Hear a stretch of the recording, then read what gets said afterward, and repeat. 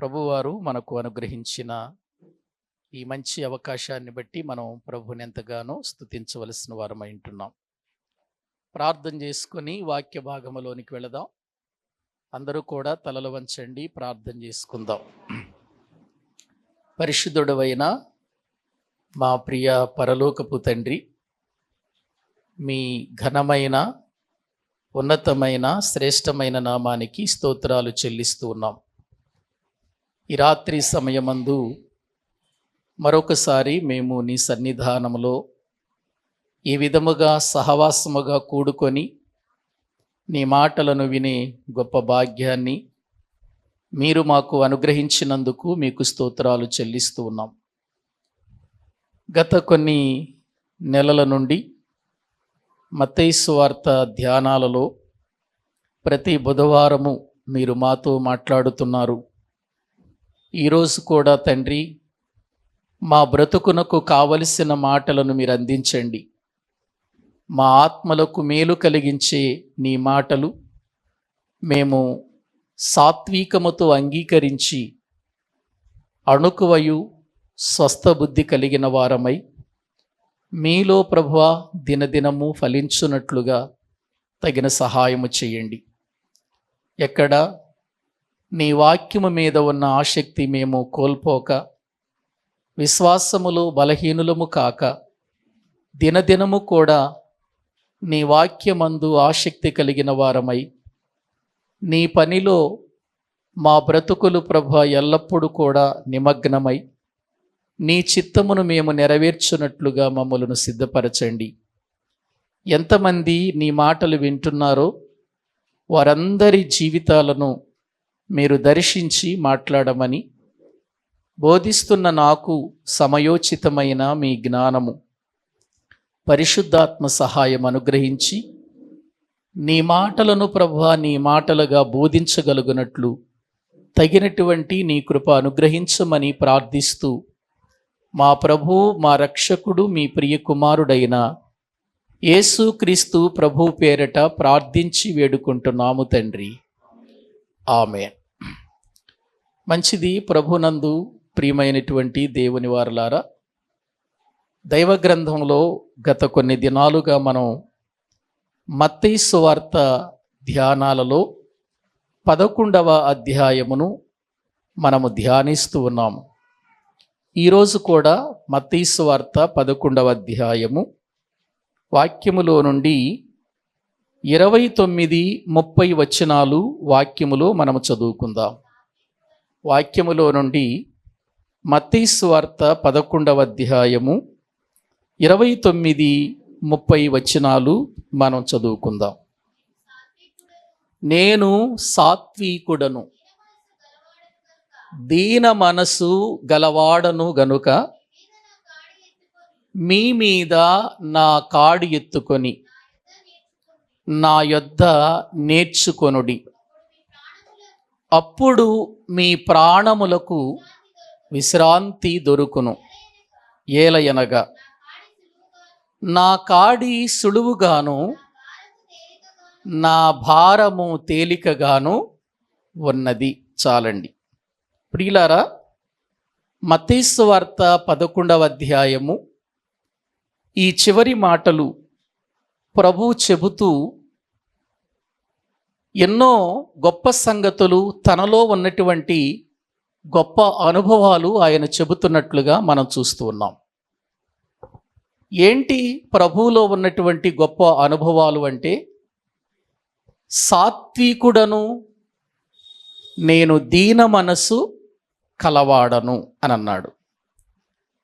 సాత్వికుడను, దీన మనసు కలవాడను కాబట్టి మీరు నా కాడి ఎత్తుకొని నా యొద్ద నేర్చుకోండి అని అంటున్నాడు ప్రభు.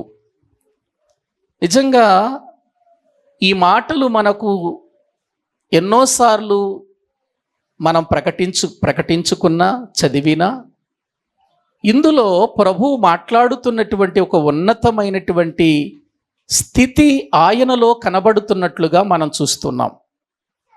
ఇప్పుడు మనం చేయాల్సిన పని ఏంటంటే ఆయన యొద్ద నేర్చుకోవాలట. ఎవరి దగ్గర? మన ప్రభువైన యేసుక్రీస్తు దగ్గర నేర్చుకోవలసినవి ప్రియులారా ఈ సాత్వికము, దీన మనసు అనేవి అని మనకు అర్థమవుతుంది. సాత్వికము అనే మాట చెప్పుకోవటానికి, చదువుకోవటానికి బాగుంటుంది, కానీ అది అనుభవంలోనికి తెచ్చుకోవటం మాత్రం చాలా కష్టం అని మనం గుర్తించాలి. సాత్వికము, నేను సాత్వికుడను అని అంటున్నాడు. ప్రియులారా, సాత్వికము అనేటువంటిది మనిషి జీవితంలో నిజంగా ఉంటే ప్రియులారా, ఎంతటి బాధనైనా, ఎంతటి శ్రమనైనా, ఎంతటి కష్టాన్నైనా సహించుకోవచ్చు అని మీకు తెలియచేస్తున్నాను. ఎందుకంటే మనకు పాత నిబంధనలో మోషే ప్రియులారా జీవితంలో కూడా ఈ అనుభవాన్ని మనము చూస్తున్నాం. సంఖ్యాకాండము 12వ అధ్యాయము, సంఖ్యాకాండము 12వ అధ్యాయము 3వ వచనం ఒకసారి చదవండి. సంఖ్యాకాండము 12వ అధ్యాయము 3వ వచనం. యెహోవా మోషే భూమి మీద ఉన్న వారందరిలో ఎటువంటి సాత్వికుడట? మిక్కిలి సాత్వికుడు. ఎవరిస్తున్న సాక్ష్యం అనుకుంటున్నారు? ఇది సాక్షాత్తు పరలోకమందున్న దేవుడిస్తున్నటువంటి సాక్ష్యం అండి. మోషేను గూర్చి ఇస్తున్న సాక్ష్యం ఏంటి? ఆయన ఇస్తున్న సాక్ష్యం అంటే, ఆనాటి దినాలలో మోషే ఉన్న కాలములో ఎంతోమంది ప్రజలను ఆయన నడిపిస్తూ ఉండగా, తన సహోదరుడు అహరోను, మిరియాము ఆయన మీద ఒక నింద వేశారు. ఆయనను ప్రియులారా ఒక చిన్న చూపు చూచారు. అటువంటి సమయములో దేవుడు అక్కడకు దిగివచ్చి మాట్లాడుతున్న మాట ఏంటంటే, ఇదిగో మోషే భూమి మీద ఉన్న వారందరిలో కూడా మిక్కిలి సాత్వికుడు అని అంటున్నాడు. చూడండి, మిక్కిలి సాత్వికుడు. ఎందుకు సాత్వికుడు అని ప్రభువు చెబుతున్నాడు అనంటే, ఐగుప్తు దేశములో ఇశ్రాయేలీలను విడిపించటం మొదలుకొని కనాను దేశానికి నడిపించే యాత్రలో మోషే ప్రియులార పొందినన్ని అవమానాలు నిజంగా ఎవరు పొందలేదండి. అప్పటికి మోషే పొందినన్ని అవమానాలు ఏవండి? ఎవరి ద్వారా మోషే అవమానాలు పొందాడంటే బయట వాళ్ళ ద్వారా కాదు, తనను ఎవరినైతే నడిపిస్తున్నాడో ఆ ప్రజల వలననే మోషే చాలా బాధలు అనుభవించాడు, చాలా మాటలు పడ్డాడు. ఒకసారైతే మోషేను రాళ్లతో కొట్టి చంపేద్దాం అనుకున్నారు ఇశ్రాయేలీలు. అటువంటి పరిస్థితుల్లో కూడా మోషే ప్రియులారా వారిని నడిపించేటువంటి విధానంలో మంచి నాయకుడిగా కనపడ్డాడు. మంచి నాయకత్వ లక్షణాలు మోషేలో కనబడుతున్నాయి ప్రియులారా. ఒకరినా ఇద్దరినా 6 లక్షల కాల్బలాన్ని నడిపిస్తున్నాడు. ఏవండి, ఒక సంఘంలో 10 మంది ఉంటే, ఒక సంఘంలో 20 మంది ఉంటే, ఆ 20 మందిని నడిపించటమే ఆ సేవకునికి చాలా కష్టం. ఒకరు ఒక రకంగా మాట్లాడతారు, మరొక రకంగా మాట్లాడతారు, ఒకరు ఒక రకంగా ఆలోచన చేస్తారు, మరొకరు మరొక రకంగా ఆలోచన చేస్తారు. ఇటువంటి పరిస్థితుల్లో వీళ్ళందరినీ ఒక ధాటిలోనికి తీసుకొచ్చి నడిపించాలి అంటే చాలా కష్టం. ఒక 10-20 మందినే నడిపించటం కష్టమైతే మోషే ఎంతమందిని నడిపిస్తున్నాడు? 6 లక్షల కాల్బలాన్ని నడిపిస్తున్నాడు. 6 లక్షల కాల్బలం అంటే నడవగలిగినటువంటి 6 లక్షల మందిని నడిపిస్తున్నటువంటి కాలంలో మోషేకు ప్రతి సమయంలో కూడా ఎదురు దెబ్బే తగిలింది వారి ద్వారా. ఎక్కడ కూడా వాళ్ళు మోషేను పొగిడినట్లుగా, మోషేను సన్మానించినట్లుగా, మోషేను గొప్పవాడన్నట్లుగా మనం చూడం. ఎప్పుడు చూసిన సణుగులు, గొణుగులు ఎవరి మీద? మోషే మీదండి. ఎర్ర సముద్రము దాటించక ముందు నుండి, అంటే ఐగుప్తు దేశములో నుండి వారిని బయటికి తీసుకొచ్చిన నాటి నుండి కూడా ఆ ప్రజల వలన బాధలే అనుభవించాడు ఆయన. అన్ని బాధలు అనుభవించిన మోషే సాత్వికముతోనే అతడు ఆ ప్రజలను నడిపించాడు తప్ప ఎక్కడ కూడా అతడు ఆ ప్రజలను ప్రియులారా అవమానపరచలేదు. ఆ ప్రజలను ప్రియులారా నోరెత్తి మాట్లాడలేదు, ఆ వారిని హింసించలేదు, బాధించలేదు. ప్రియులారా, నేను నడిపించను ఈ ప్రజలను, నువ్వే నడిపించుకో ప్రభు అని అనలేదండి. అతడు దేవుడు చెప్పిన నాటి నుండి తన మరణం వరకు కూడా అన్ని పరిస్థితులలో కూడా ప్రజలను ఏం చేస్తూ వచ్చాడు? మోషే నడిపిస్తూ వచ్చాడు. అలా నడిపించటానికి కారణం ఏంటి అని అంటే అతనిలో ఉన్న సాత్వికం.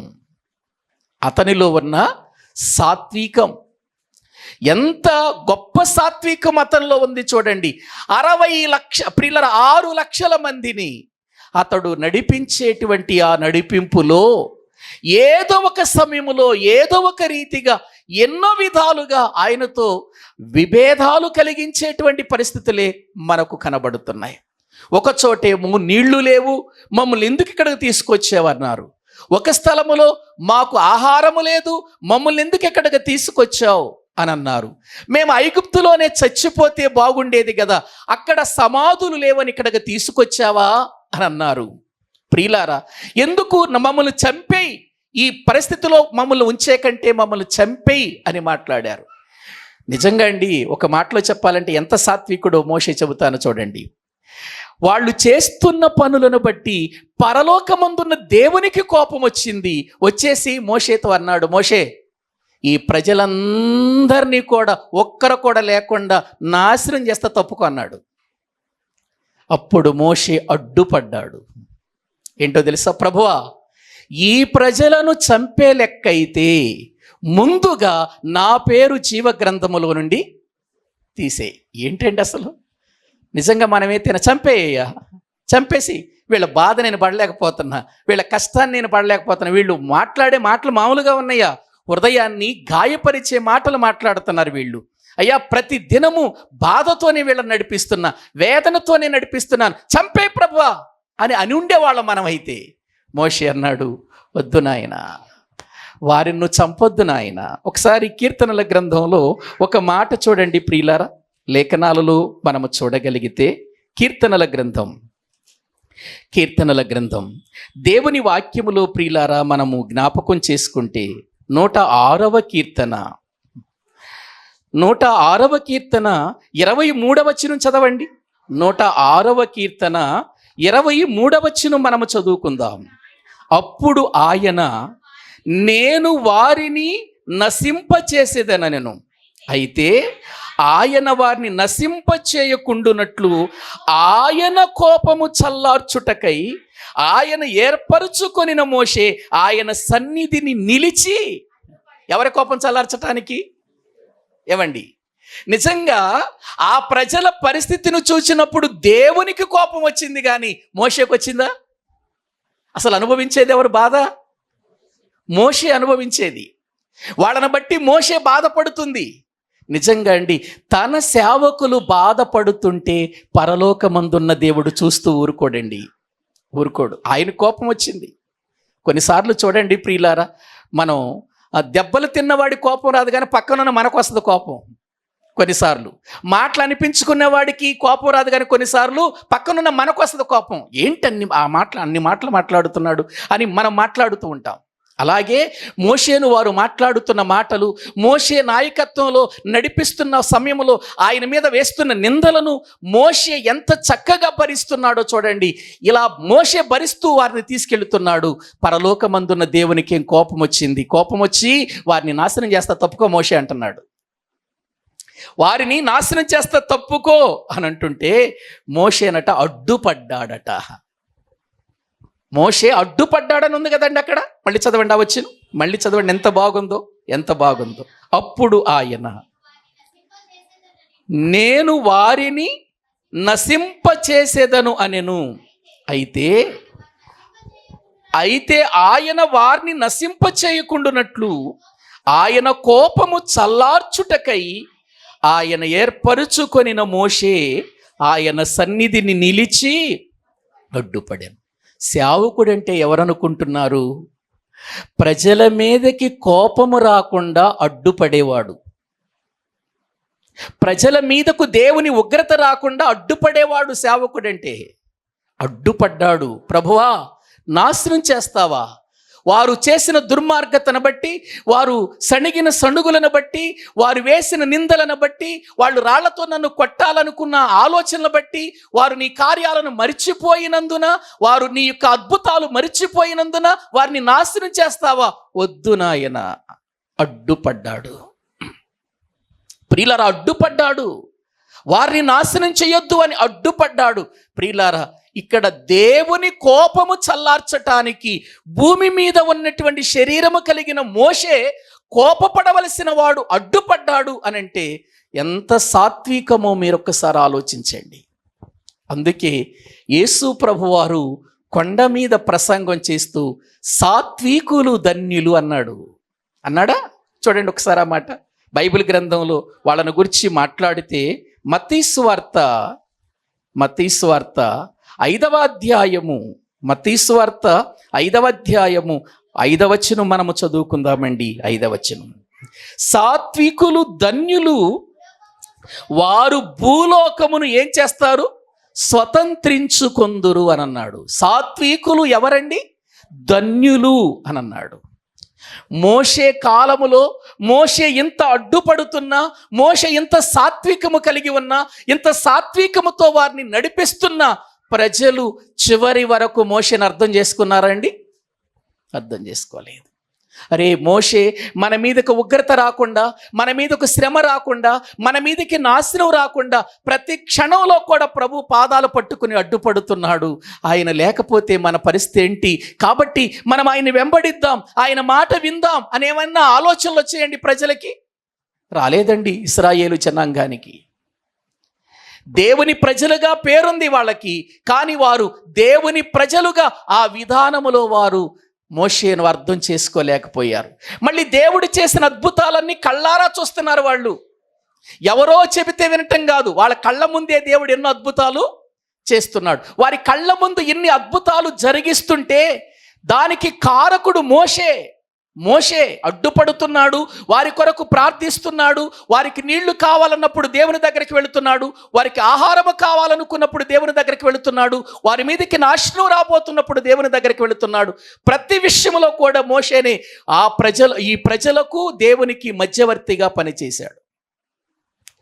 ఎందుకు మోషే అంత సాత్వికమును ప్రియులారా అనుభవించాడు అనంటే, ఎందుకు అలా సాత్వికాన్ని కలిగి ఉన్నాడు అనంటే ప్రియులారా, మోషే రాబోయే ఒక బహుమానం ఉంది పరలోకంలో.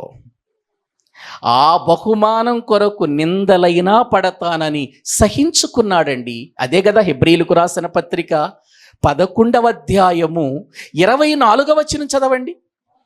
హెబ్రీయులకు రాసిన పత్రిక 11వ అధ్యాయము 24వ వచనాన్ని మనము చదువుకుందాం. మోషే పెద్దవాడైనప్పుడు విశ్వాసమును బట్టి ఐగుప్తు ధనము కంటే ఎవరి విషయమైన నింద? క్రీస్తు విషయమైన నింద గొప్ప భాగ్యమట. ఏంటట భాగ్యం అతనికి? క్రీస్తు కోసం నింద అనుభవించటం భాగ్యంగా ఎంచుకున్నాడట. ఏంటండి అసలు ఆ మాటలు? ఏమండి ఒకసారి మీరు ఆ మాటలు బాగా ఆలోచించండి. చదువుకోవటానికి బాగుంటాయి ఆ మాటలు, కానీ అనుభవంలోనికి వచ్చేసరికి మాత్రం అది చాలా కష్టతరంగానే నేటి క్రైస్తవ్యంలో మనము చూస్తానే ఉన్నాం. మోషే అంటున్నాడు, ఇదిగో క్రీస్తు నిమిత్తమైన నింద గొప్ప భాగ్యమని ఎంచుకొని, చదవండి, అల్పకాలము పాప భోగము అనుభవించుట కంటే దేవుని ప్రజలతో ఏమనుభవించటం మేలనుకుంటున్నాడు? ఏ ప్రజలతో? దేవుని ప్రజలతో శ్రమ అనుభవించుట మేలని యోచించి ఫరో కుమార్తె యొక్క కుమారుడనని అనిపించుకొనుటకు ఒప్పుకోలేదు. ఎందుకు అని అంటే చదవండి కింద. ఎందుకంటే ఎలాగంటే, అతడు ప్రతిఫలముగా కలగబోవు బహుమానమందు దృష్టి ఉంచెను. దేని మీద దృష్టి పెట్టాడు చెప్పండి ఇప్పుడు మోషే? దేని మీద మనసు పెట్టాడు? బహుమానముగా కలగబోయే ప్రియులారా ఆ బహుమానము కొరకు ఆయన దృష్టి పెట్టినట్లుగా మనము చూస్తున్నాం. ప్రతిఫలముగా అనుభవిస్తే, సహిస్తే, ఓర్చుకుంటే, సాత్వికముతో బ్రతికితే ఒక బహుమానము రాబోతుంది. ఆ బహుమానం మీదే అతడు ఏం పెట్టాడు చెప్పండి? దృష్టి పెట్టాడు. ఏంటి ఆ బహుమానం? రాబోయే బహుమానం ఏంటా బహుమానం? పరలోకం అండి. ప్రభుతో పరిశుద్ధులతో ఉండే జీవితం అండి. అంటే ఆ పరలోకాన్ని పొందటానికి, నిందైన అనుభవించటానికి, ఆ పరలోకాన్ని పొందటానికి, క్రీస్తు విషయమైన నిందలో భాగ్యమని ఎంచుకోవటానికి, దేవుని ప్రజలతో నింద అనుభవించటానికి అతడు ఎంతగా ప్రియులారా ఆలోచించాడు చూడండి. ఈ రోజున ప్రభు కోసం ఒక చిన్న మాట పడలేం మనం. ఏదైనా ఒక చిన్న మాట ప్రియులారా అంటే, లేదా ఏదైనా ఒక ప్రియులార కోపంతో గద్దిస్తే, మందిరాలు లేవా? ఈ ఒక్క మందిరమేనా? ఈ పాస్టర్ గారేనా? ఇక పాస్టర్ గారు లేడా? ఇటువంటి పరిస్థితులు వచ్చేస్తానేనండి. కానీ అనుభవించుట వలన దొరికే ఆ గొప్ప బహుమానం మీద మాత్రం మనం దృష్టి ఉంచట్లేదు. నిజంగా నేను చెబుతానండి, పరలోకం వెళ్ళాలి, ప్రభుతో ఉండాలి, పరిశుద్ధులతో కూడా కూర్చోవాలి అనే దృష్టి కలిగిన వాడు సంఘంలో ఎటువంటి శ్రమలు వచ్చిన వాటిని ఏం చేయడు చెప్పండి? పట్టించుకోడు. సాత్వికుడుగా బ్రతుకుతాడు, సాత్వికుడిగా జీవిస్తాడు. సాత్వికుడే స్వతంత్రించుకునేది, సాత్వికుడే అటువంటి జీవితాన్ని. అందుకేనండి మోషే తన జీవితములో ప్రియులరా ఆఖరి టైములో దేవుడు మోషేను కనానుకు తీసుకుని వెళ్ళకపోయినా కనానును చూపించాడు. ప్రత్యేకంగా తీసుకెళ్ళి నెబో కొండ మీదకు తీసుకెళ్ళి, నువ్వు అక్కడికి వెళ్ళవు కానీ ఇదిగో ఆ ప్రాంతం ఎలా ఉంటుందో ఒకసారి చూడు, ఆ పాలు తేనెలు ప్రవహించే దేశం ఎలా ఉంటుందో చూడని మోషేను ప్రియులార పని కట్టుకుని దేవుడు నెబో పర్వతం మీదకు తీసుకెళ్ళి ఆ పర్వతం మీద నిలబెట్టి చూపించాడు బహుమానం. ప్రియులారా ఒక్కసారి మీరు ఆలోచించండి, ఒకవేళ అతడు భూమి మీద ఉన్నటువంటి ఇశ్రాయేలీయులు చేరవలసిన పాలు తేనెలు ప్రవహించేటువంటి కనానుకు వెళ్ళలేదేమో కానీ పరలోకపు స్వాస్థ్యాన్ని మాత్రం అతడు సంపాదించుకొని పరదైసులో ఉండి నేటికి పరలోకం కోసం ఎదురు చూస్తున్నాడు.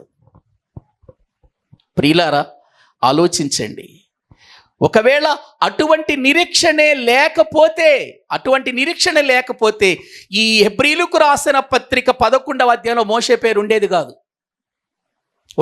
ఎందుకు? ప్రియులారా హెబ్రీలకు రాసిన పత్రిక 11వ అధ్యాయములో ఉన్న వాళ్ళంతా దేనికోసం రెడీగా ఉన్నారో తెలుసా? వాగ్దాన ఫలము పొందటానికి రెడీగా ఉన్నారు. వాగ్దాన ఫలం చూడండి ఒకసారి. వాళ్ళు వాగ్దాన ఫలం మనతో కలిసి ఆ వాగ్దాన ఫలములోనికి వాళ్ళు వెళ్ళటానికి సిద్ధంగా ఉన్నారు. అదే హెబ్రీలకు రాసిన పత్రికలు 11వ అధ్యాయములో ప్రియులారా 39వ వచనం చదవండి. 39వ వచనాన్ని వాక్యములో చదువుకుందాం. వీరందరూ అంటే పైన చెప్పిన లిస్టు హేబేలు దగ్గర నుంచి చెప్పబడింది కదా. హెబ్రీలకు రాసిన పత్రిక 11వ అధ్యాయం ఎవరి దగ్గర నుంచి చెప్పబడింది? హేబేలు దగ్గర నుంచి చెప్పబడింది. వీళ్ళంతా ఆ పైన చెప్పబడిన వాళ్ళంతా వీరందరూ తమ విశ్వాసము ద్వారా సాక్ష్యము పొందిన వాళ్లే. ఏం పొందిన వాళ్ళు?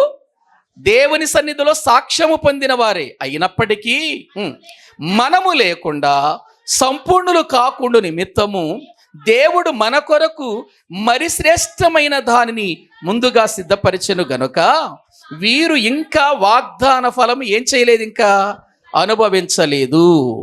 వాగ్దాన ఫలము అనుభవించలేదు. ఏంటి వాగ్దాన ఫలం? ఇస్తానన్న పరలోకం ఇంకా వీళ్ళు అనుభవించలేదట. ఎప్పుడు? క్రీస్తు 2వ రాకడ వరకు వీళ్ళు వేచి చూడాలి. మనం వెళ్ళాలి, మనతో వాళ్ళు కూడా కలవాలి. అప్పుడు మనము పరలోకానికి వెళ్ళాలి, ఆ వాగ్దాన ఫలం పొందుకోవాలి మనం. చూడండి ప్రియులారా, అంటే ఇంత ఉన్నతమైనటువంటి స్థానాన్ని అతడు సంపాదించుకోవటానికి ఎన్ని వేల సంవత్సరాల క్రితమే అతడు ఆ బహుమానము కొరకు ఎదురు చూచాడు. ఎంత దృష్టి పెట్టుకున్నాడో చూడండి. ఇప్పటి వరకు మోషే దృష్టి పరదైసులో ఉండి దేని వైపు చూస్తుందో తెలుసా? పరదైసులో ఉండి పరలోకం కోసం ఎదురు చూస్తూ తొందరగా వెళ్ళిపోవాలి.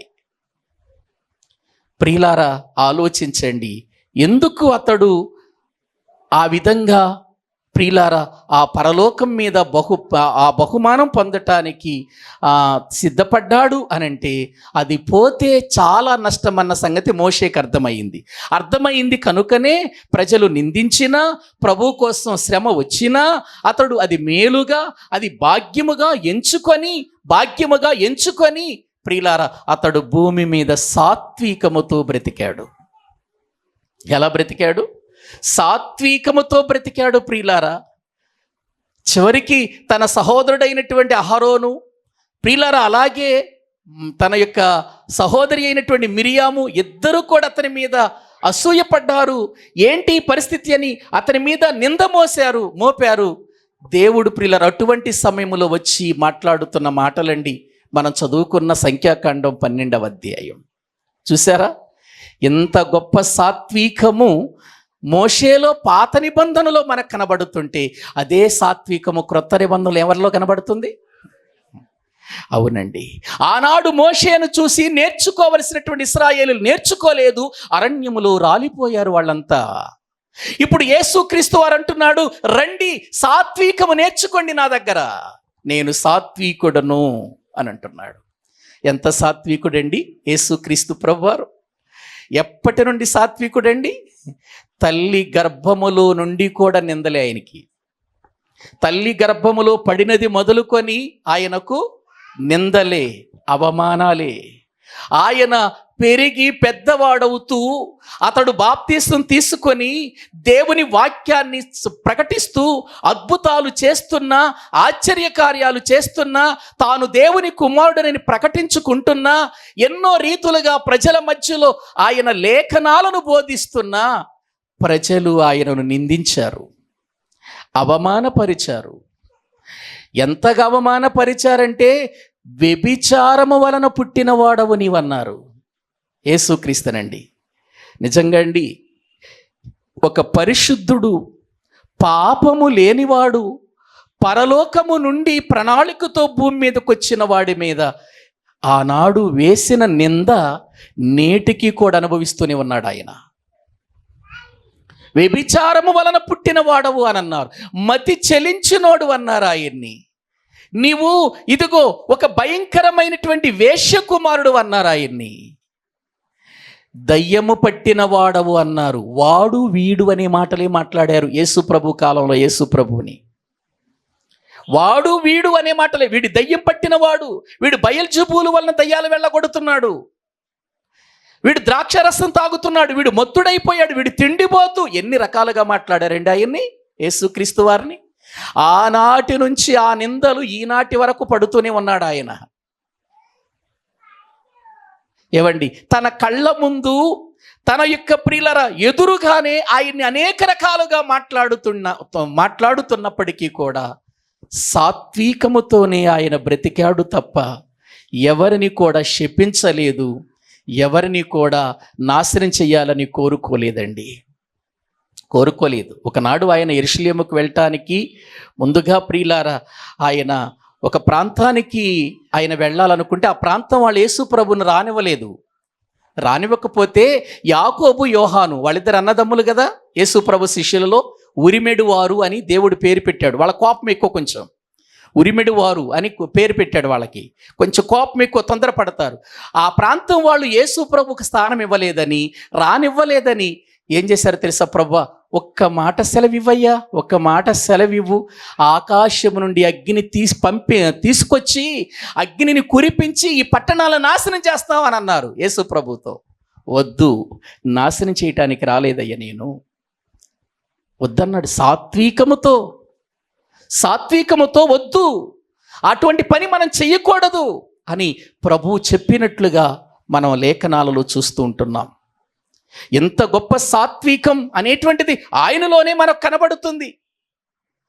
ఎన్నో నిందలు పరిసయ్యుల ద్వారా, సద్దుకయ్యుల ద్వారా, సుంకర్ల ద్వారా, అనేక రకాలైనటువంటి తెగల ద్వారా ఎన్నో నిందలు, అవమానాలు. యేసుక్రీస్తు వారు నడిచి వెళుతుంటే వెనక ఎన్ని రకాలైన గోతులు తవ్వారండి ఆయన కొరకు. అయినా సాత్వికుడుగానే ఉన్నాడు. తనను కొట్టి, హింసించి, బాధించి, బాధలు పెట్టి, అనేక రకాల మాటలని ఆయన్ను అన్ని విధాలా కూడా హింసించి సిలువ నెక్కించి సిలువలో ఆఖరి పట్టు వరకు రక్తము కార్చాలి అనేటువంటి ఉద్దేశంతో ఆయన ప్రణాళిక అయితే ఆయన్ని అవమానపరుస్తున్నారు. సిలువ ముందే ఉండి, సిలువ ముందు ఉండే అవమానపరుస్తున్నారు. నువ్వు దేవుని కుమారుడవైతే దిగిరా. ఆ ప్రక్కనున్న వాడు దొంగలేమో ఇదిగో నిన్ను నీవు రక్షించుకొని మమ్మును కూడా రక్షించు అని అంటున్నారు. ఏవండి, ఆయన పొందే బాధ ఏంటి? అంత కష్టం, అంత వేదన పొందుతున్నాడు. ఆ సమయంలో ప్రియమైన దేవుని బిడ్డలారా, యేసుక్రీస్తు వారు పలికిన మాట, తండ్రి వీరేమి చేయుచున్నారో వీరికి తెలియదు. సాత్వికం చూసారా? ఆయన పట్టుకోవటానికి, దానికంటే ముందు ఆయన పట్టుకోవటానికి గెత్సెమనే తోటలో ఉన్నప్పుడు ప్రియులారా, ఇదిగో సైనికులు వచ్చారు ఆయన పట్టుకోవటానికి. అదే సమయంలో యూదా ఇస్కరియోతు కూడా వచ్చాడు ఆయన అప్పగించటానికి. ఆ టైంలో తొందరపడి పేతురు కత్తి తీసుకొని మలుకు చెవి తెగ నరికాడు.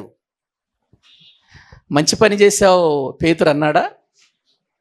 పేతురు, నీ కత్తి నీ వరలో ఉంచుకో. కత్తి పట్టుకున్నవాడు కత్తితోనేమైపోతాడు? నాశనమైపోతాడు. వద్దు, నా తండ్రి ప్రేమను కలిగి ఈ లోకానికి వచ్చాను, అదే ప్రేమ నేను కలిగి ఉండాలి. చచ్చిపోయేదాకా అదే ప్రేమతో నేను బ్రతకాలి. ఆ ప్రేమే మీకు చూపించాలి. ఇదిగో అందులోనే సాత్వికం కనబడుతుంది. అందుకే ఆయన అంటున్నాడు, నేను సాత్వికుడును గనుక మీరు నా యొద్ద నేర్చుకొనుడి. తర్వాత ఏమన్నాడు తెలుసా? ఆయన నేను దీన మనసు కలవాడను అని అన్నాడు. చూడండి, ఏ మనసు కలిగిన వాడట? దీన మనసు అని అంటే ఏంటో తెలుసండి? తండ్రి చిత్తానికి తూచ తప్పకుండా లోబడి జీవించే జీవితాన్ని దీన మనసు అంటారు. దీన మనసు అంటే తండ్రి చిత్తానికి పూర్తిగా లోబడి ఆయన చిత్తములో నడవటమే దీన మనసు అంటారు. దీన మనసు కలవాడను అని అంటున్నాడు. నేను సాత్వికుడను, దీన మనసు కలవాడను. దీన మనసు కలవాడటండి ఆయన, దీన మనసు కలవాడు. అందుకే ఆయన మాట్లాడుతూ తన యొక్క లేఖనాల్లో చాలా చోట్ల ఏమన్నాడు తెలుసా? నేను నా ఇష్టమును నెరవేర్చుకొనుటకు రాలేదు, నేను నా తండ్రి ఇష్టమును నెరవేర్చుటకే వచ్చాను అని అన్నాడు. ఆయన చెప్పిన మాట కాక నేను వేరొక మాట చెప్పను అని అన్నాడు. చూడండి ప్రియులరా, ఆయన అది సాత్వికం ప్రియులరా, అది దీన మనసు అంటే. అందుకే పరలోకమందున్న దేవుడు ఒక మాట చెబుతూ ఏమన్నాడు చూడండి కీర్తనల గ్రంథంలో. ప్రియులారా, లేఖనాలను మనం చూస్తే 138వ కీర్తన 6వ వచనం చూడండి. 138వ కీర్తన వాక్యములో నుండి 6వ వచనాన్ని మనం చదువుకుందాం. యెహోవా మహోన్నతుడైనను, ఆయన దీనులను లక్ష్యపెట్టును, ఆయన దూరము నుండి గర్విష్ఠులను బాగుగా ఎరుగును. ఎవరిని లక్ష్య పెడతాడట? మహోన్నతుడైన, మహా ఉన్నతమైన స్థలములో ఉన్న, ఉన్నతమైన స్థానములో ఉన్న ఆయన దీనులను ఏం చేస్తాడట? లక్ష్య పెడతాడు అని వాక్యంలో మనము చూస్తున్నాం. ఎవరిని లక్ష్య పెడతాడు దేవుడు? దీన మనస్సు గలవారిని.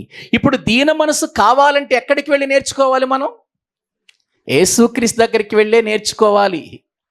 యేసుక్రీస్తు మాటలలోనే ఆ దీన మనస్సు మనకు కనబడుతుంది. మరొక మాట చూడండి, పేతురు గారు ప్రియుల సామెతల గ్రంథం చూడండి, ముందు 16వ అధ్యాయము 19వ వచనం చదవండి. 16వ అధ్యాయము 19వ వచనం. గర్విష్ఠులతో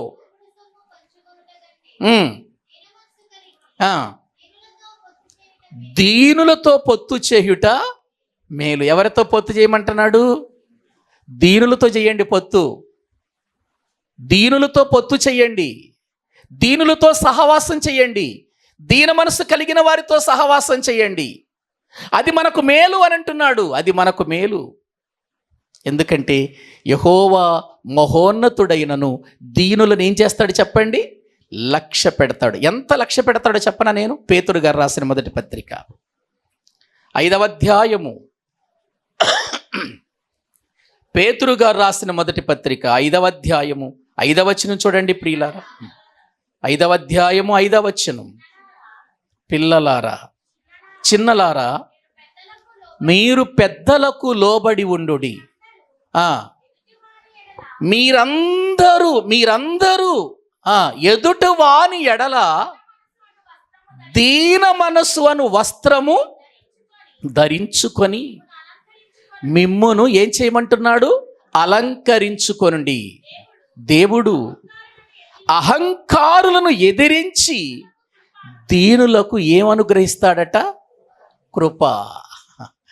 ఏవండి, ఎందుకంటే దేవుడు దీనులను లక్ష్య పెట్టేవాడు, దీనులను లక్ష్య పెడతాడు. అందుకే దీనులకు ఆయన ఏమనుగ్రహిస్తాడట? కృప.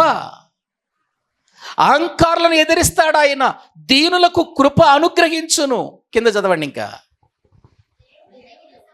దేవుడు తగిన సమయమందు మిమ్మును హెచ్చించును, ఆయన బలిష్టమైన చేతుల క్రింద దీన మనస్కులై ఉండండి. చింతిస్తున్నాడట మన గురించి. ఏం చేస్తున్నాడు ఆయన? ఎందుకు చింతిస్తున్నాడు మన గురించి? నా బిడ్డ దీన మనసుతో బ్రతుకుతున్నాడు, ఎన్ని శ్రమలు అనుభవిస్తున్నాడో, ఎన్ని మాటలు పడుతున్నాడో, అయినా సహించుకుంటున్నాడు, అయినా కూడా ఓర్చుకుంటున్నాడు. చింతిస్తున్నాడు మన గురించి ఆయన. ఎప్పుడు చింతిస్తాడు?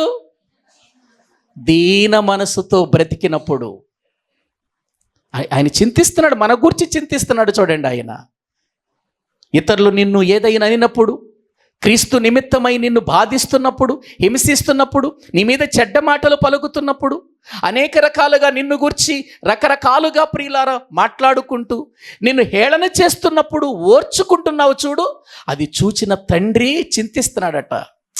నా బిడ్డకు ఆయుష్నిచ్చాను, తన ఆయుష్ కాలంలో ఎంతకాలము భరిస్తున్నాడు చూడు. ఎన్ని మాటలన్నా, ఎన్ని రీతులుగా బాధించినా కూడా మౌనంగా ఉంటున్నాడు.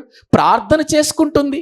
ఇదిగో నా యొక్క బిడ్డ ప్రార్థన చేసుకుంటుంది. ఇన్ని మాటలు పడినా, అన్ని అవమానాలు ఆమె జీవితంలో కలిగిన, ప్రార్థన తప్ప మరొకటి లేదు. ఎక్కడ గొడవలకు వెళ్ళటం లేదు, తిరిగి ఎదిరించటం లేదు, తిరిగి మాట్లాడటం లేదు. ఇంకెంతకాలం? మన గురించి తండ్రి చింతిస్తున్నాడు ప్రియులారా. అందుకే ఆయన బలిష్టమైన చేతుల క్రింద మనం ఎలా బ్రతకాలి? దీన మనస్సు కలిగి బ్రతకాలి అని మాట్లాడుతున్నట్లుగా మనం చూస్తున్నాం. దేవుడు ఇదేనండి మనల్ని అడుగుతుంది. ఎంతకంటే మన నుండి ఏదో అడుగుతున్నాడని మీరు అనుకోకండి. మీకా గ్రంథం చూడండి ఒకసారి. మీకా గ్రంథం 6వ అధ్యాయము 8వ వచనం చదవండి ప్రియులారా. మీకా గ్రంథము 6వ అధ్యాయము 8వ వచనాన్ని మనము చదువుకుందాం. మనుషుడా, ఏది ఉత్తమమో అది నీకు తెలియచేయబడి ఉన్నది. చూడండి, న్యాయముగా నడుచుకొనుటయు, కనికరమును ప్రేమించుటయు, దీన మనసు కలిగి ప్రవర్తించుటయు. ఇది ఇంతే కదా యెహోవా నిన్ను ఏమడుగుతున్నాడండి మన నుంచి? మీ బంగారం దెండి అని అడుగుతున్నాడా? మీ వెండి దెండి అని అడుగుతున్నాడా? మీ యొక్క ఆస్తులు దెండి అని అడుగుతున్నాడా? మీ డబ్బు దెండి అని అడుగుతున్నాడా? ఏమడుగుతున్నాడట? న్యాయముగా నడుచుకొనుట, కనికరమును ప్రేమించుట, దీన మనస్సు కలిగి ప్రవర్తించుట. మన దేవుని ఎదుట ఆ మనసుతో జీవించటం ఇదే కదా నేను కోరుకుంటున్నాను. చూసారా, దేవుడు కోరుకునేది అదేనండి. అంటే ఇప్పుడు మనం పరలోకానికి వెళ్ళాలి, దేవుని దగ్గరికి వెళ్ళాలి, దేవునితో కూడా ఉండాలి అని అంటే క్రీస్తులాగా బ్రతకాలి మనం. అంతే. క్రీస్తులాగా బ్రతకాలంటే ఇప్పుడు మనం ఎవరితో సహవాసం చేస్తే బ్రతుకుతాం? అట్లా క్రీస్తుతోనే, ఆయనతోనే సహవాసం చేయాలి మనం. ఎందుకంటే ఆయనలోనే కనబడుతున్న ఈ లక్షణాలు. ఆయనతోనే సహవాసం చేస్తేనే మనం ఇలా బ్రతుకుతాం. ఇంతే కదా నిన్ను అడుగుతున్నాను నేను. ఇంకేం అడుగుతున్నాను? దేవుడు ఏది అడుగుతున్నాడో అది మనం చెయ్యం. కానీ దేవుని యొద్ద నుండి ఎన్నో అడుగుతూ ఉంటాం మనం. దేవుడు అడిగేది మనమేమో, మనం అడిగేది మాత్రం ఎవరివ్వాలి? అడగగానే ఇచ్చేసేయాలంతే. ఏంటండి దేవుడు అసలు నన్ను పట్టించుకోవట్లేదేంటి? నా ప్రార్థన వినటం లేదేంటి? నేను ఎంత ప్రార్థన చేసినా, ఇదిగో ఎన్ని సంవత్సరాల నుంచి అడిగినా, ఎన్ని ఉపవాసాలున్నా నా ప్రార్థన ఎందుకు వింటలేదు దేవుడు? నువ్వు అడిగేది ఆయన ఇవ్వాలనుకుంటున్నావు, మంచిదే. మరి ఆయన అడిగింది కూడా నువ్వు ఇవ్వాలిగా. ఇవ్వాల వద్దండి? ఆయన అడిగింది కూడా మనం ఇవ్వాలి కదా. ఏమడుగుతున్నాడు ఆయన? న్యాయముగా నడుచుకొనుట, కనికరమును ప్రేమించుట, దీన మనసు కలిగి ఆయన ఎదుట ప్రవర్తించుట. ఇంతే కదా నిన్ను అడుగుతున్నాను. ఏవండి, దీనికి ఏమైనా డబ్బు ఖర్చు పెట్టాలా? సాత్వికంగా ఉండటానికి, దీన మనసు కలిగి ఉండటానికి డబ్బు ఏమన్నా ఖర్చు పెట్టాలా? పెట్టాలండి? పెట్టవసరం లేదు కదండి. ఎందుకంటే ఇది కొనుక్కునేది కాదు, ఎక్కడో దొరికేది కాదు. ఇది దేవుని మాటలలోనే దొరుకుతుంది, ప్రభు దగ్గరే దొరుకుతుంది. ఇది ఆలోచించండి. ఇంకొక మాట మనం చూస్తేనండి, నిజంగా ఎక్కడ దీన మనసు కలిగిన వాళ్ళు ఉంటారో అక్కడ ప్రభు వారి మధ్యలో నివాసం చేస్తాడట. యెషయా గ్రంథం చూడండి. యెషయా గ్రంథము 57వ అధ్యాయము 15వ వచనాన్ని మనము చదువుకుందాం. యెషయా గ్రంథము 57వ అధ్యాయము 15వ వచనం. మహాగణుడును మహోన్నతుడును పరిశుద్ధుడును నిత్య నివాసియునైన వాడు ఇలాగు సెలవిచ్చుచున్నాడు, నివసించువాడను అయినప్పటికీ కూడా అయినను వినయము గలవారి యొద్దను, నలిగిన వారి ప్రాణమును ఉజ్జీవింప చేయుటకును, వినయము గలవారి యొద్దను, దీన మనస్సు కలవారి యొద్దను. ఎక్కడ నివసిస్తున్నాడట? అసలు ఆయన నివాసస్థలం ఎక్కడ? మహోన్నతమైన పరిశుద్ధ స్థలం అంటే పరలోకం కదా. పరలోకంలో ఉన్న దేవుడట ఎక్కడ దీనులున్నారో, ఎక్కడ వినయము కలిగిన వారున్నారో వారి దగ్గర నివాసం చేయటానికి ఇష్టపడుతున్నాడట. అక్కడే నివాసం చేస్తాడట ఆయన. ప్రియులారా, నిజంగా ఆయన మనతో నివాసం చేస్తే ఎంత గొప్ప, ప్రియులారా, మేలు, ఎంత గొప్ప ధన్యత అండి. దేవుడే మన ప్రక్కన నివాసం చేస్తే. నివాసం చేస్తాడు ఆయన. ఎప్పుడు చేస్తాడు? మనము సాత్వికము దీన మనస్సు కలిగిన వారమై ఉన్నప్పుడు ఆయన మన మధ్య నివాసం చేస్తాడు. మనము ఆ మనసుతో ప్రార్థన చేస్తే వింటాడు ఆయన. ఆ మనసుతో ప్రార్థన చేస్తే వింటాడండి. కీర్తనల గ్రంథం 34వ అధ్యాయము 6వ వచనం. 34వ అధ్యాయం 6వ వచనం. ఈ దీనుడు మొర్ర పెట్టగా యెహోవా ఆలకించెను. ఎవరు మొరపెడితే? ఈ దీనుడు అంటే దీనత్వము కలిగి మనం మొరపెడితే దేవుడు ఏం చేస్తాడట? అవును, ఆలకిస్తాడు. ఎవడు దీనుడై ఆయన సన్నిధిని నలిగి, ప్రియుల విరిగిన హృదయంతో ప్రార్థన చేస్తాడో వారి దగ్గర ఆయన ఉంటానన్నాడు, వారి ప్రార్థన వింటానంటున్నాడు. అందుకే ఇప్పుడు మనకు ఆ మనసు కావాలి. మనకిప్పుడు ఆ యొక్క మనసు కావాలి. ఆ మనసు కావాలంటే ఇప్పుడు ఎక్కడికి వెళ్ళి నేర్చుకోవాలట మనం? ప్రభు యేసుక్రీస్తు వారి దగ్గరికి వెళ్ళి నేర్చుకోవాలట. అందుకే నేను సాత్వికుడను దీన మనసు కలవాడను కనుక మీ మీద నా కాడి ఎత్తుకొని నా యొద్ద ఏం చేయమంటున్నాడు? నేర్చుకోండి అని అంటున్నాడు. నేర్చుకోండి అని అంటున్నాడు. ఏమి నేర్చుకోవాలయ్యా ప్రభు దగ్గరికి వెళ్ళి అనంటే? చాలా ఉన్నాయి నేర్చుకోవలసినవి. అందులో అతి ప్రాముఖ్యంగా నేర్చుకోవలసింది సాత్వికము దీన మనసు. అది నేర్చుకోవాలి. అది ఆయన దగ్గర దొరుకుతాయి. ఆయన మాటల దగ్గర దొరుకుతాయి. ఆయన సన్నిధిలో దొరుకుతాయి. నేర్చుకోవాలట. అంటే నేర్చుకోవాలంటే అది బాప్తీసం తీసుకున్న వెంటనే వచ్చేది కాదు. బాప్తీసం తీసుకున్న వెంటనే వచ్చేది కాదు నేర్చుకోవటం అనేది. ఏవండి, నేర్చుకోవటాలు 3 రకాలు ఉంటాయండి. 3 రకాలు ఉంటాయి నేర్చుకోవటం అనేది. నేర్చుకోవటంలో ఒకటి, ప్రియులారా, నేర్చుకునేటువంటి విధానములో చూచి నేర్చుకోవటం, విని నేర్చుకోవటం, క్రియతో నేర్చుకోవటం. 3 ఉంటాయండి. ఇప్పుడు నేను ఒక విషయాన్ని మీకు చెబుతాను. ప్రియమైన దేవుని పిల్లలారా, మన పిల్లలు ఉన్నారు, చిన్న పిల్లలు ఉన్నారండి. చిన్న పిల్లలు వారు పుట్టగానే భోజనం చేసేస్తారా? చెయ్యరండి. వాళ్ళు ఏం చేస్తారంటే పెరుగుతూ పెరుగుతూ ఉన్నప్పుడు మనం చూస్తారు. మనం తింటున్నప్పుడు మనం ఎలా తింటున్నాం, ఏ రీతిగా తింటున్నాం అని చూస్తారు. అలా వాళ్ళు పెరిగి పెద్దవారవుతున్నప్పుడు ఏం చేస్తారనంటే మనల్ని చూసి వాళ్ళు కూడా ప్రియులరా వాళ్ళ ముందు అలా భోజనం పెట్టామనుకోండి, వాళ్ళు చేత్తో తీసుకొని లోపల పెట్టుకోవటం చేతకాకపోయినా వాళ్ళు వెంటనే చెయ్యి తీసుకెళ్ళి ఆ ప్లేట్లో పెట్టి ఏం చేస్తారంటే నోటి దగ్గరకు తీసుకెళ్ళిపోతూ ఉంటారు, లోపలికి వెళ్ళకపోయిన భోజనం. అంటే ఏం చేస్తున్నారు? వాళ్ళు చూసి నేర్చుకుంటున్నారు. చూసి నేర్చుకోవటం, అది తర్వాత చేసి నేర్చుకోవటం. ప్రియులారా, మనము కొన్ని విషయాలలో ప్రియులారా మనం చేసినప్పుడు ఇలా చెయ్యండి నాయనని వాళ్ళకి చెబుతాం. మనం ఈ రీతిగా చెయ్యండి అని చెబుతాం. మనం ఈ రీతిగా చెయ్యండి అని చెప్పినప్పుడు వాడు నేర్చుకుంటాడు. చెప్పటం వలన నేర్చుకునేటువంటి విధానం అది. క్రియారూపకంగా అంటే ఇప్పుడు ఒక ఈత ప్రియులారా వేయాలనుకోండి, ఒక వ్యక్తి ఈత వేయాలనుకోండి, వాడిని తీసుకెళ్ళి కాల్లో వేసేస్తాడా? ఏం చేయాలి? ఇప్పుడు వాడు ఆ ఈత నేర్చుకోవాలి. ఎలా నేర్చుకోవాలి? ప్రియులర పైనుండి లోపల ఇంకొకటి వేస్తుంటే వాడు వేస్తున్నాడు, నాకు కూడా వచ్చినట్టేనని దిగేశాడు అనుకో, మునిగిపోతాడు. ఇప్పుడు వీడు ఏం చేయాలంటే లోపలికి వెళ్ళి వీడు కూడా ఏం చేయాలి?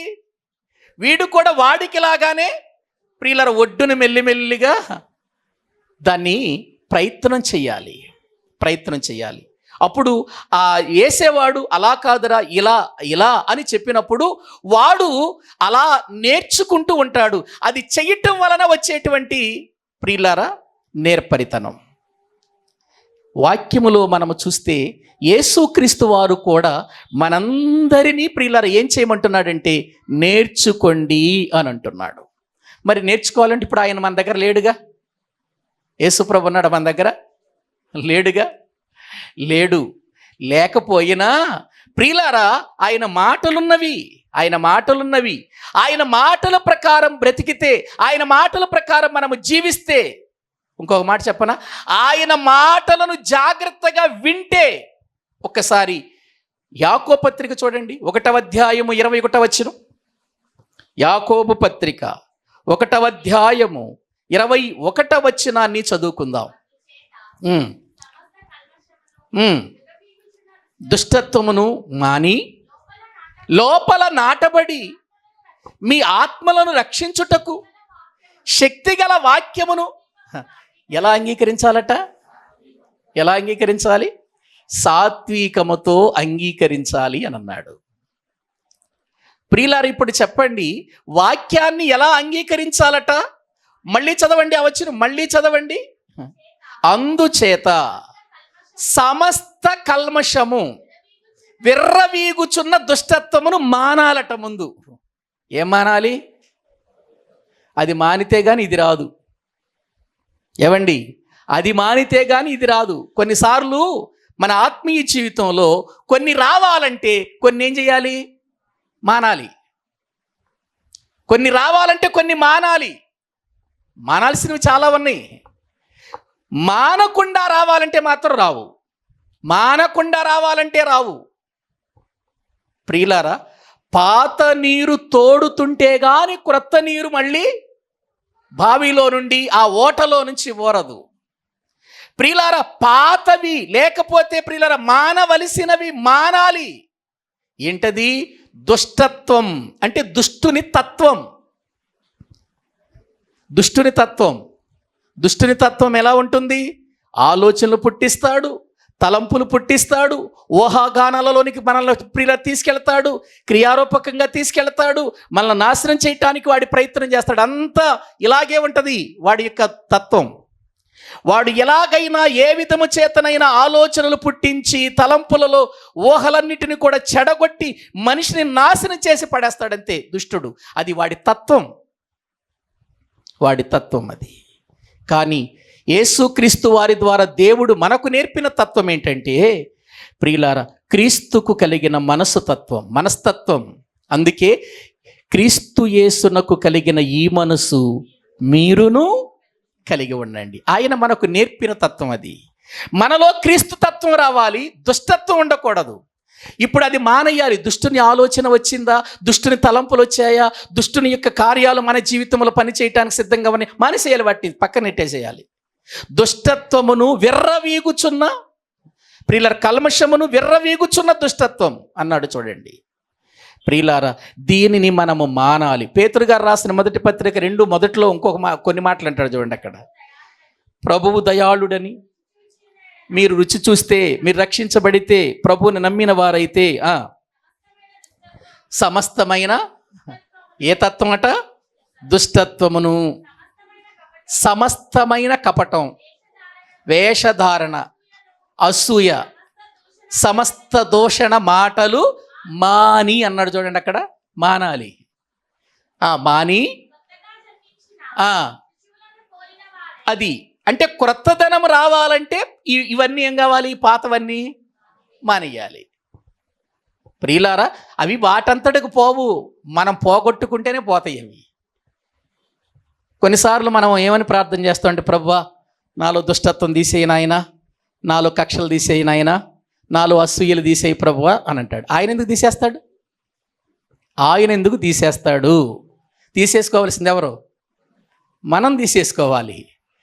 ఆయన ఇచ్చేవి వేరు, ఆయన చేసేవి వేరు, మనం తీసేసుకోవలసినవి. ఇక ప్రియులారా, అన్నీ ఆయన మనలో తీసేస్తా ఉంటే మనం రోబోలం అయిపోతాం భూమి మీద.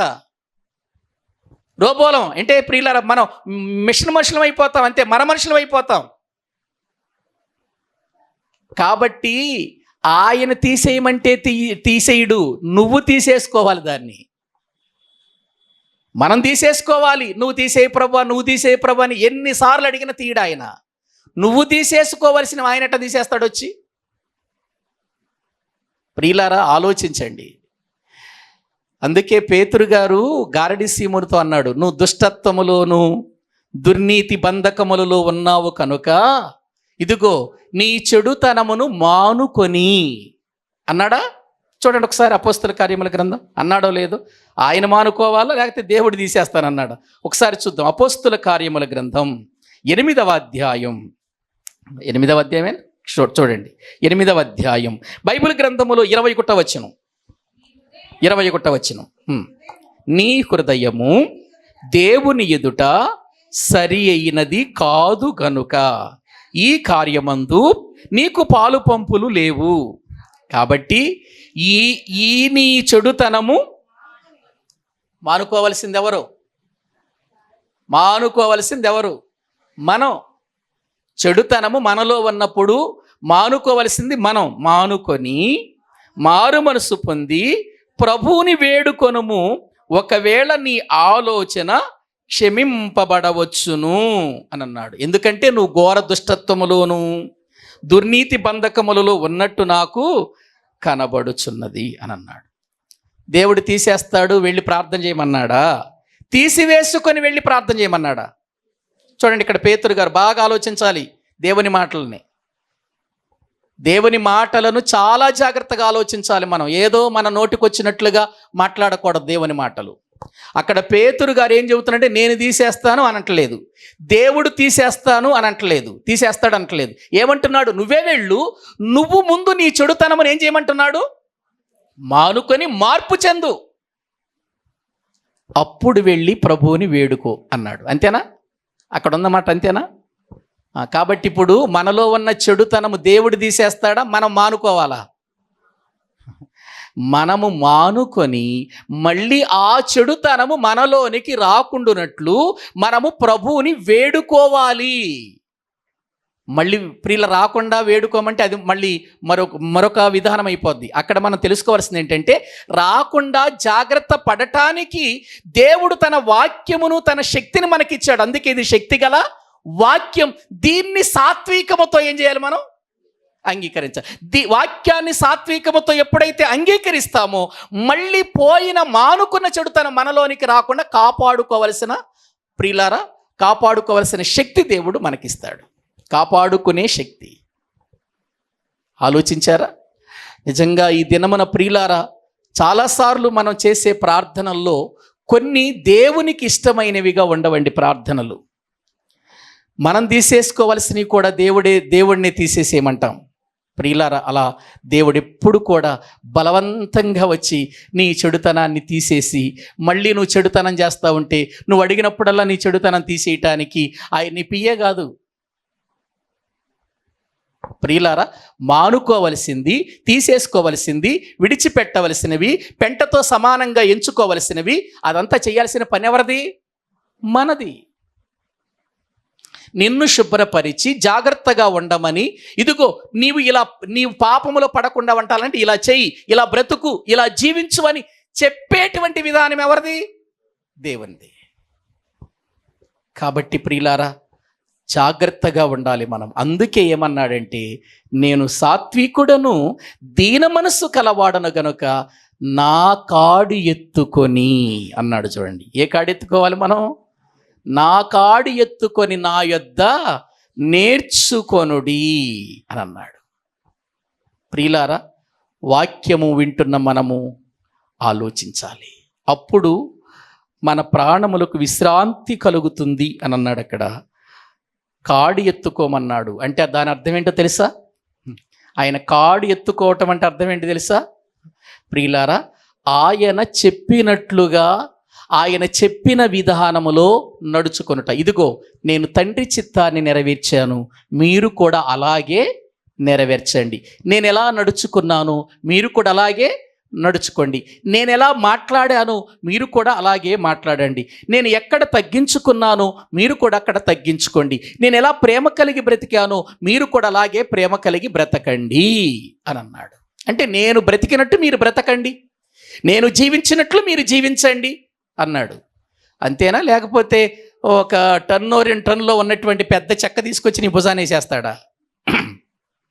నా కాడి మోయటం అంటే నేను నడుచుకున్నట్లుగా మీరు నడవటం, నేను జీవించినట్లుగా మీరు జీవించటం, నేను మాట్లాడినట్లుగా మీరు మాట్లాడటం, నేను ఏ తండ్రి చిత్తాన్ని నెరవేర్చానో ఆ తండ్రి చిత్తాన్ని మీరు కూడా అనుసరించి జీవించటం. నా యొద్ద నేర్చుకోండి నేను ఎలా నడిచానో. ఎందుకంటే నా కాడి భారమైనది కాదు. నా కాడి ఎటువంటిది అన్నాడు? సులువైనది అన్నాడు. చూడండి, అక్కడ భారమైనది ప్రియులారా కాదు. ఎలయనగా నా కాడి సులువుగాను నా భారము తేలికగాను ఉన్నది. ఏమండి, ఈ తేలిక పనే చేయలేకపోతున్నాం మనం. అది జీవితంలో ఆయన భారము లేని దానిని, ప్రియులారా సులువైన దానిని మన హృదయంలో పెట్టాడు, మన జీవితంలో పెట్టాడు. దీనినే మనం అనుసరించలేకపోతున్నాం. గ్రహించండి. కానీ ఇశ్రాయేలీయులకు పెట్టినటువంటి భారం చాలా భయంకరమైంది. ఇశ్రాయేలీయులకు పెట్టిన భారం చాలా భయంకరమైందండి. అది చాలా భారమైంది. వాళ్ళు చెయ్యలేనంత భయంకరమైనటువంటి భారముతో ఉన్నవి. కానీ మన మీద పెట్టింది భారమైనది కాదు. ఒకసారి యోహాను రాసిన పత్రిక చూడండి. దేవుని వాక్యంలో మనము చూడగలిగితే అక్కడ ఒక మాట ఉంటుంది. ప్రియులారా, యోహాను గారు రాసినటువంటి మొదటి పత్రిక, యోహాను గారు రాసిన మొదటి పత్రిక దేవుని వాక్యములో మనము చూస్తే 5వ అధ్యాయము మొదటి నుండి చదవండి, మనకు అర్థమవుతుంది. యేసే క్రీస్తయ్యున్నాడని నమ్ము ప్రతి వాడును దేవుని మూలముగా పుట్టియున్నాడు. పుట్టించిన వానిని ప్రేమించు ప్రతి వాడును ఆయన మూలముగా పుట్టిన వానిని ప్రేమించును. మనము దేవుని ప్రేమించుచు ఆయన ఆజ్ఞలను నెరవేర్చు వారిమైతిమా దేవుని పిల్లలను ప్రేమించుచున్నామని దాని వలననే ఎరుగుదుము. మనం ఆయన ఆజ్ఞలను గైకొనుటయే దేవుని ప్రేమించుట. ఆయన ఆజ్ఞలు భారమైనవి. ఏవండి, ఇశ్రాయేలుకి ఇచ్చిన ఆజ్ఞలు ఇచ్చాడా మనకి? ఇశ్రాయేలుకి ఇచ్చిన ఆజ్ఞలు భారమైనవి. ఇశ్రాయేలుకి ఇచ్చిన ఆజ్ఞలు భారమైనవండి అవి. కానీ ఇప్పుడు ఆ దాస్యం అనే కాడి క్రింద నుంచి మనల్ని తప్పించేశాడు. గలతీయులకు రాసిన పత్రిక చూడండి, ఒక్క మాట చూపించి నేను ప్రార్థన చేస్తాను. గలతీయులకు రాసిన పత్రిక దేవుని వాక్యములో నుండి, ఎందుకంటే ఇవి మనకు అర్థం కాకపోతే ప్రియులరా చాలా నష్టపోతామండి. గలతీయులకు రాసిన పత్రిక 5వ అధ్యాయము మొదటి వచనం చదవండి. ఈ స్వాతంత్ర్యము అనుగ్రహించి క్రీస్తు మనలను స్వతంత్రులుగా చేసి ఉన్నాడు. కాబట్టి మీరు స్థిరముగా నిలిచి మరల దాస్యమను కాడి క్రింద, అది భారమైంది, దాస్యమనే కాడి క్రింద చిక్కుకోకండి అన్నాడు. తిమోతికి రాసిన పత్రిక చూడండి. తిమోతికి రాసినటువంటి మొదటి పత్రిక 6వ అధ్యాయము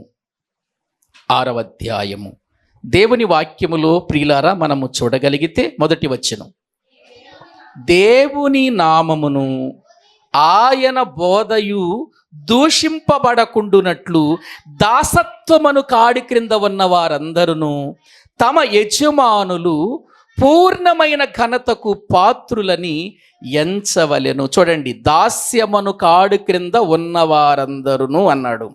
ప్రియులారా అక్కడ చూడండి, దాస్యమును కాడి క్రింద ఉన్న వారందరూ తమ యజమానులు పూర్ణమైన ఘనతకు పాత్రులని ఎంచవలెను అని అన్నాడు. ఈ దాస్యం అనే కాడు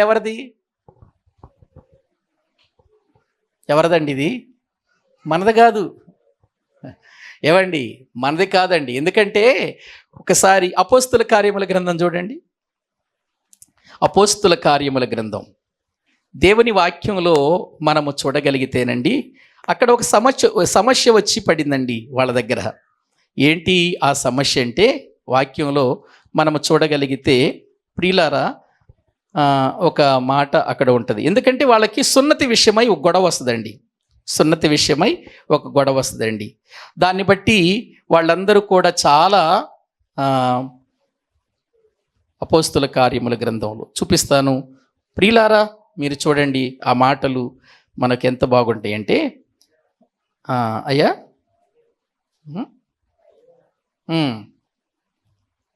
15వ అధ్యాయం చూడండి. 15వ అధ్యాయము దేవుని వాక్యములో మనము చూడగలిగితే అక్కడ వ్రాయబడిన మాట చదవండి. కొందరు యూదయ నుండి వచ్చి, మీరు మోషే నియమించిన ఆచారము చొప్పున సున్నతి పొందితేనే గాని రక్షణ పొందలేరని సహోదరులకు బోధించిరి. పౌలునకును బర్నబాకును వారితో విశేషమైన వివాదము. అంటే ఇక్కడ ఏం జరుగుతుందంటే, రక్షణ పొందిన తర్వాత కూడా కొంతమంది యూదులు మోషే నియమించిన ధర్మశాస్త్రం పోకూడదు, అది మన ఆచారం ప్రకారము ఎవడైనా రక్షణ పొందినా కూడా మళ్ళీ ఏం పొందాలి? ఇశ్రాయేలీల్లాగా సున్నతి పొందాలి, మళ్ళీ సున్నతి పొందాల్సిందే అని అంటున్నారు. అక్కడ గొడవ వచ్చింది, వీళ్ళకి సమస్య వచ్చింది. కిందకు వచ్చేసరికి దేవుని వాక్యములో 7వ వచనం నుండి చదవండి. 7వ వచనం, సహోదరులారా, ఆరంభమందు అన్యజనులు నా నోట సువార్త విని వాక్యము విని విశ్వసించులాగున మీలో నన్ను దేవుడు ఏర్పరచుకొనెనని మీకు తెలియను. మరియు హృదయములను ఎరిగిన దేవుడు మనకు అనుగ్రహించినట్టుగానే వారికి నీ పరిశుద్ధాత్మను అనుగ్రహించి వారిని గురించి సాక్ష్యం ఇచ్చాను. వారి హృదయములను విశ్వాసము వలన పవిత్రపరిచి మనకును వారికిని ఏ భేదమైనను కనపరచలేదు. కనుక మన పితరులైనను మనమైనను మోయలేని కాడి శిష్యుల మీద పెట్టొద్దు. ఏ కాడి? మోయలేని కాడి. అదే కాడి. చదవండి, పూర్తి చేద్దాం. 10వ వచనం, కనుక మన పితరులైనను మనమైనను మోయలేని కాడిని శిష్యుల మెడ మీద పెట్టి మీరెందుకు దేవుని మోయలేని కాడంటే మోషే ఆచారాలు, మోషే నియమించిన ధర్మశాస్త్రంలో, మోషే దేవుడికి ఇచ్చినటువంటి ధర్మశాస్త్రంలో ఉన్న ఆచారాలు మనం పాటించకూడదు. అవి మోయలేని కాడిది. మళ్ళీ శిష్యుల మీద పెట్టి దేవుడిని ఎందుకు శోధిస్తున్నారు? అది తీసేశాడుగా మనకు. ఆ దాస్యం అనే కాడి క్రింద నుంచి మనల్ని ఏం చేశాడు? విడిపించాడుగా. మన క్రీస్తునందు స్వతంత్రులుగా చేశాడు కదా. మనకు క్రొత్త ఆజ్ఞలు ఇచ్చాడు కదా. అవి భారమైనవి కాదు కదా. చూసారా, బైబిల్ అంటే ఒకదానికొకటి లింక్ ఉంటుందండి. అలా మనము బైబిల్ చదివితే కానీ బైబిల్లో ఉన్న విషయాలు మనకు అర్థం కావు. మోయలేని కాడి ఒకటి ఉంది, మోయగలిగిన కాడి ఒకటి ఉంది, అంతే కదా. ఇక్కడ మోయలేని కాడి ఒకటి ఉంది, మోయగలిగిన కాడి ఒకటి ఉంది. మోయగలిగిన కాడి ఎక్కడుంది? యేసుక్రీస్తు దగ్గర ఉంది. నా కాడి ఎత్తుకొని మీరు నేర్చుకోండి, నా కాడి భారమైనది కాదు, అది బహు సులువైనది అని అన్నాడు. కానీ ఇశ్రాయేలుకి ఇవ్వబడిన కాడి ఎటువంటిది? భారమైనది, అది శరీర సంబంధమైనది అది. కాబట్టి ప్రియమైన దేవుని బిడ్డలారా, ఇప్పుడు చెప్పండి, భారమైన కాడి తీసేశాడు, మనకి ఏ కాడి చేశాడు? సులువైన కాడి. ఏంటి సులువైన కాడి? వాక్యాన్ని విను, వాక్య ప్రకారం బ్రతుకు, అంతే. చెప్పబడిన మాటలను నీ హృదయంలోకి తీసుకో, సాత్వికముతో వాటిని అంగీకరించు, నీలోనకు దుష్టత్వం రాకుండా, కల్మషం అనేది రాకుండా జాగ్రత్త పడు, పరిశుద్ధంగా బ్రతుకు, చెప్పినట్లుగా నడువు, యేసుక్రీస్తు కలిగిన మనసు కలిగి బ్రతుకు, దీన మనసుతో జీవించు, అప్పుడు మీకు విశ్రాంతి కలుగును. విశ్రాంతి అంటే పోయిన వారంలో చెప్పానుగా, ఏవండి, నిత్య జీవం, పరలోకం. అది ఎలా దొరుకుతుందో కూడా మనం మాట్లాడుకున్నాం కదా. కాబట్టి యేసుక్రీస్తు వారు మాట్లాడుతున్న మాటలు ఎంత ఉన్నతంగా ఉన్నాయో ఒకసారి ఆలోచించండి. ఎందుకంటే మనం ఎప్పటి నుండో నేర్చుకుంటున్నాం, ఎప్పటి నుంచో వింటున్నాం ఈ మాటలు, కానీ ఇందులో ఉన్నటువంటి పరమార్థం మనకు తెలియాలి. యేసు ప్రభు అంటున్నాడు, నేను సాత్వికుడను, దీన మనస్సు కలవాడను కనుక మీ మీద నా కాడు ఎత్తుకొని నా యొద్ద నేర్చుకోండి అని అన్నాడు. నేర్చుకోవాలి, మరి వాక్యపు లోతుల్లోనికి వెళ్ళాలి. వాక్యపు లోతులలోనికి వెళ్ళే కొలది మన హృదయాలు ఏం కావాలి? క్రీస్తు స్వారూప్యములోనికి మార్చబడాలి. క్రీస్తు స్వారూప్యములోనికి మార్చబడాలి. మరి మార్చబడుతున్నాయా? అలా మనం బ్రతకగలుగుతున్నామా? ఉన్నా కొంది ప్రియులారా, మనలో విశ్వాసం పెరగాలి, భక్తి పెరగాలి, ఆత్మీయత పెరగాలి, క్రీస్తు యేసునకు కలిగిన మనసు మనలోనికి రావాలి.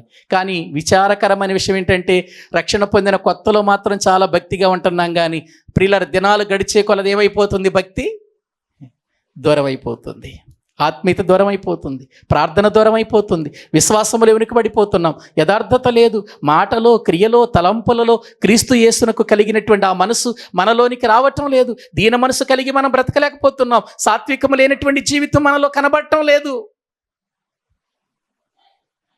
మరి ఎలా పరలోకం వెళ్ళాలంటే, పరలోకం చేరుకోవాలంటే ఎలా?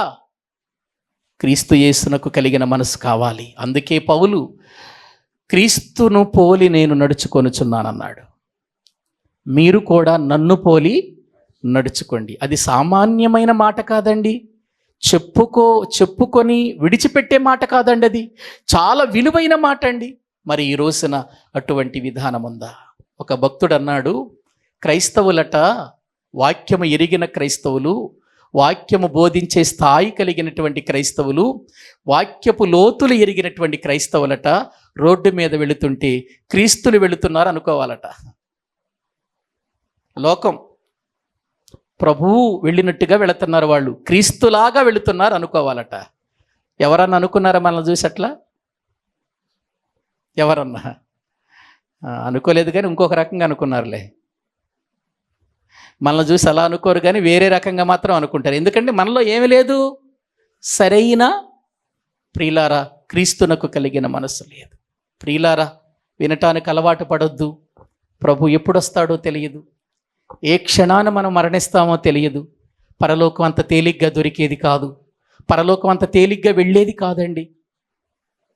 పరలోకంలో పరిశుద్ధత తప్ప పరలోకంలో కళంకం ఉండదండి.